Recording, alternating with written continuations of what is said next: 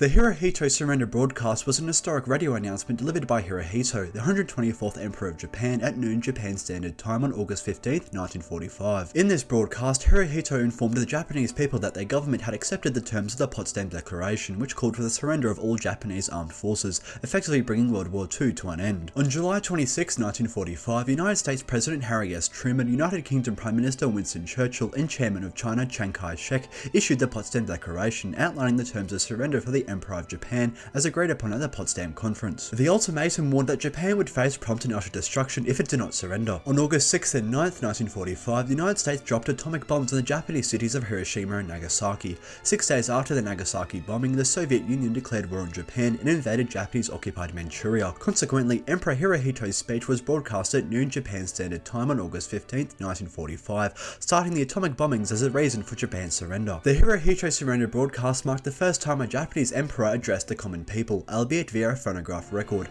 However, delivered in formal classical Japanese, much of its pronunciation was unfamiliar to ordinary Japanese listeners. The speech did not directly mention Japan's surrender. Instead, it stated that the government had been instructed to accept the joint declaration of the United States, United Kingdom, China, and the Soviet Union. This led to confusion among listeners who were not familiar with the declaration, as they were unsure if Japan had indeed surrendered. The poor audio quality and formal language further exacerbated this confusion. The speech was not broadcast live, but replayed from a phonograph recording. On August 14, 1945, the Japan Broadcasting Corporation, or NHK, sent sound technicians to the Imperial Palace in Tokyo to record the address. Microphones were set up in an office bunker under the Imperial Household Ministry, and Emperor Hirohito began recording between 11:25 and 11:30 p.m. During the first recording, Emperor Hirohito spoke too softly, prompting the technicians to suggest a re-recording. On the second attempt, his voice was considered too high-pitched, with occasional characters being skipped. Despite these issues, a second version was deemed the official recording, with the first serving as a backup. However, many within the Imperial Japanese Army refused to accept that Hirohito was going to end the war, considering it dishonorable. This discontent led to the Kyujo incident, an attempted military coup d'etat on the night of August 14th and 15th, 1945, just hours before the planned announcement of Japan's surrender to the Allies. The coup was orchestrated by the staff office of the Ministry of War and members of the Imperial Guard in an effort to prevent the surrender. As many as 1,000 officers and army soldiers raided the Imperial Palace, murdering Lieutenant General Takashi Mori of the 1st Imperial Guards Division.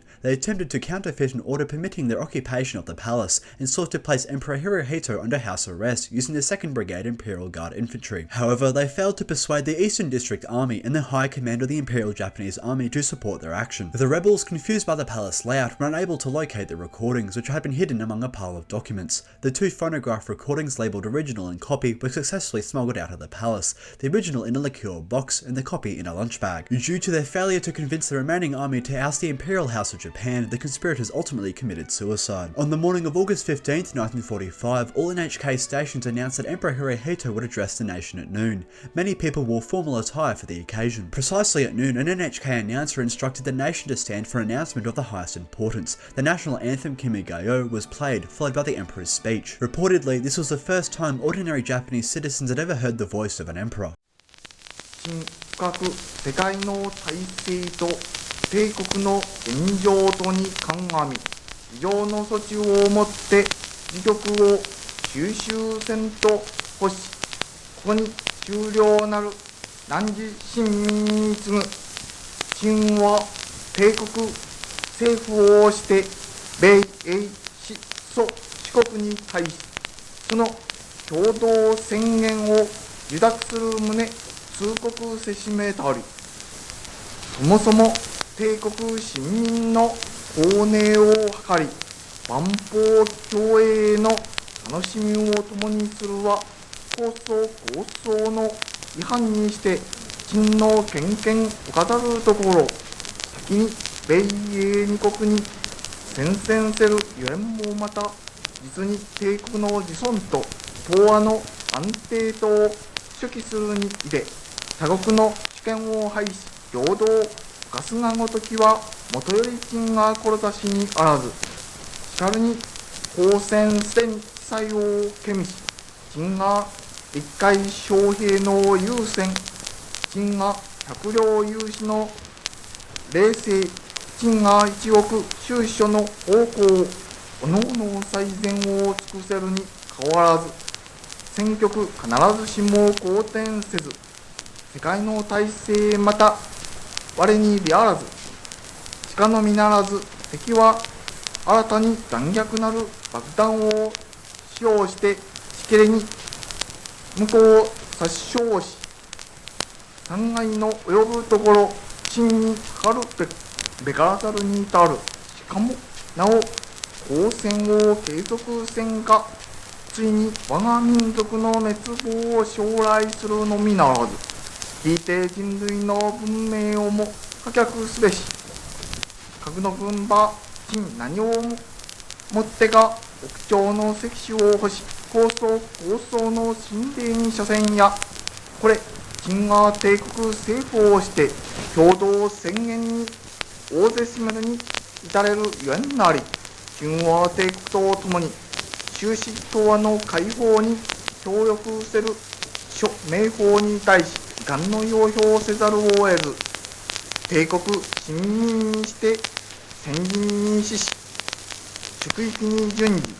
悲鳴に倒れたる者及びその貴族に思いをいたせば、行いために咲く、かつ戦勝を追い災禍を被り、家業を失いたる者、後世に至りては陳の深く信念するところなり、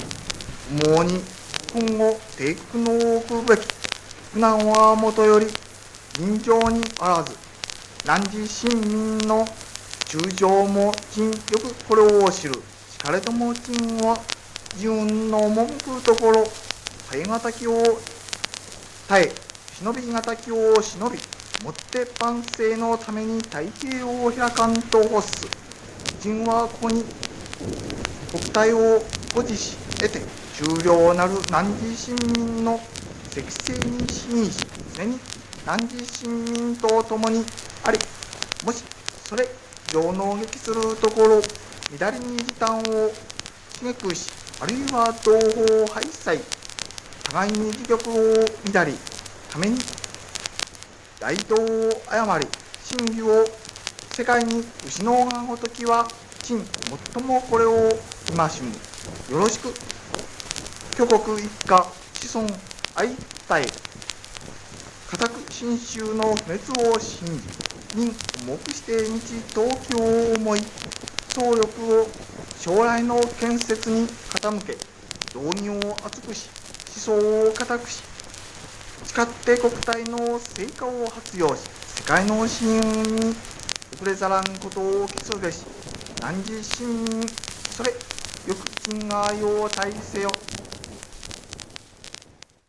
To mitigate the anticipated confusion, a radio announcer clarified after the speech that the Emperor's message signified Japan's surrender. According to French journalist Robert Gallian, who was living in Tokyo at the time, most Japanese people retreated to their homes or places of business for several hours after the announcement to quietly absorb and reflect on its significance. Although the word surrender was not explicitly mentioned, Emperor Hirohito instructed Prime Minister Kentaro Suzuki and his administration to convey to the Allies that the Empire accepts the provisions of their joint declaration, effectively acknowledging the terms of the Potsdam Declaration. Hirohito justified Japan's decision to go to war as an act of self-preservation and the stabilization of East Asia, while acknowledging the setbacks and defeats of recent years, stating the war situation has developed not necessarily to Japan's advantage. He referenced the atomic bombings of Hiroshima and Nagasaki, describing the atomic bomb as a new and most cruel bomb. The Emperor concluded with a call for the Japanese people to be devoted to construction for the future. The broadcast was simultaneously translated into English and aired internationally by radio presenter Tadachi Hirakawa. In the US, the Federal Communications Commission recorded the broadcast, and its entire text was published in the New York Times.